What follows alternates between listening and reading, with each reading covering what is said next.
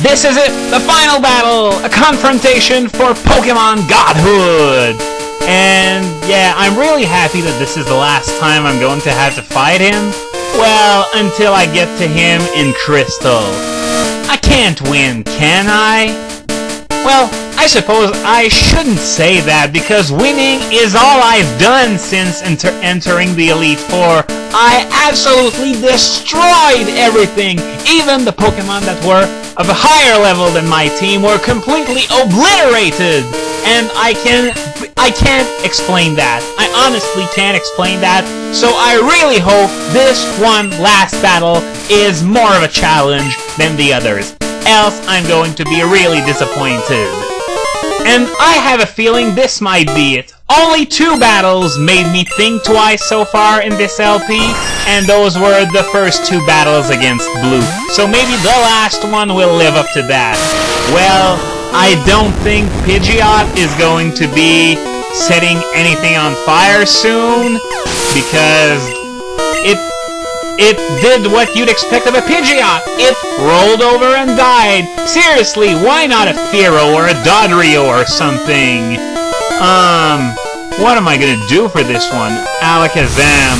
I kept Zapdos there because I think it has the strongest physical attack I have on my team, which is its Drill Peck, and it wasn't even enough to kill it. Hopefully, don't die.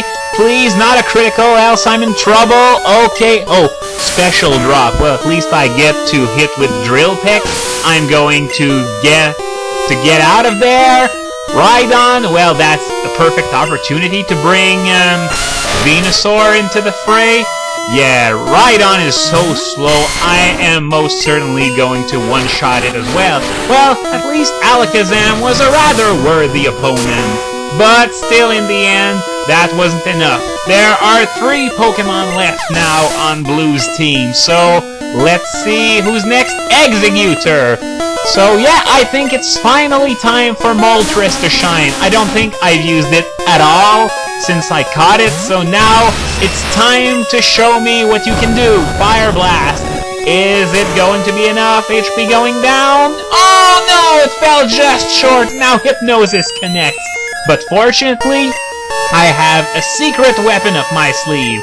The Pokeflute. I think it's the first time I'm actually using it, and it's a good thing that I get to show it to you. Stomp, not gonna do a lot, I assume. And now it's time for... I'm gonna be conservative and use Fly. Full Restore! Aw, man. Now Fly isn't going to do much. Well, that was not bad, but Hypnosis missed. Now I'm gonna finish the job with Fire Blast because I don't want to see another Full Restore being used. Next is Gyarados. So I've taken down so many of them lately, I think you know the drill by now. Gengar, Thunderbolt, kill, kill, kill. Okay, this is boring. So all that's left now between me and the championship is a Charizard. And I am going to keep Gengar in there in order to nail it with a fast Thunderbolt. I don't want to see what happened last time happen again, so I'm gonna try and take it by speed. And that was enough. Charizard is down, and I am the new champion. And I really expected more of a challenge from Blue. It was more challenging than the Elite Four, but I was expecting to burn through Revives and Hyper Potions and Full Restores, and I didn't need a single item to defeat the Elite Four and Blue. I'll get you next time, Slowflake.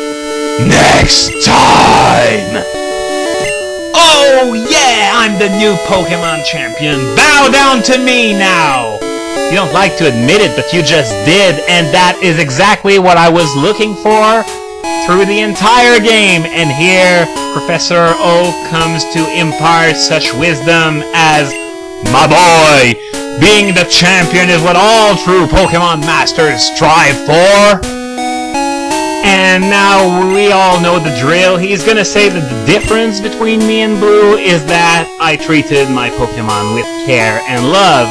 Now, the battle system, as it stands, makes absolutely no difference when it comes to how you treat your Pokemon, which is sort of lame, actually, because they put so much emphasis on it, and it doesn't do a damn thing! Not that you could actually treat a bunch of zeros and ones with care and love. I mean, you could do that for Tamagotchis and things like that, but here you're not given the options that you get in Tamagotchi and its clones, like, raising chows in Sonic Adventure and Sonic Adventure 2. God, I hated chows. I know most people like them, but I didn't. But back to that whole treating with care and love thing, there was actually the happiness component that was included in the following generations, but the only things that it affects is some evolutions and the power of frustration and return.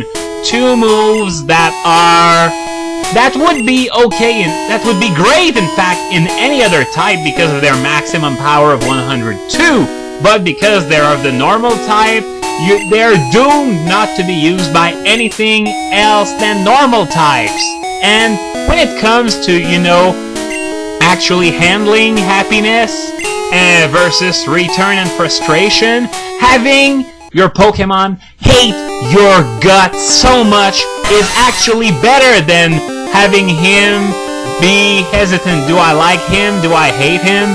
Because when he hates you, the frustration is going to be at full power, while when it's halfway through, neither move will be useful. It's going to be like 50-55 in terms of power. Okay, and while I was talking, the celebrations for the Hall of Fame have begun, and it's the same thing as usual. You see all the Pokemon that were on your team when you defeated the Elite Four, and that allows us to get another look at those horrendous sprites, including that of Moltres, which looks like a stork that's been set on fire by a pyromaniac. That's what it looks like, actually.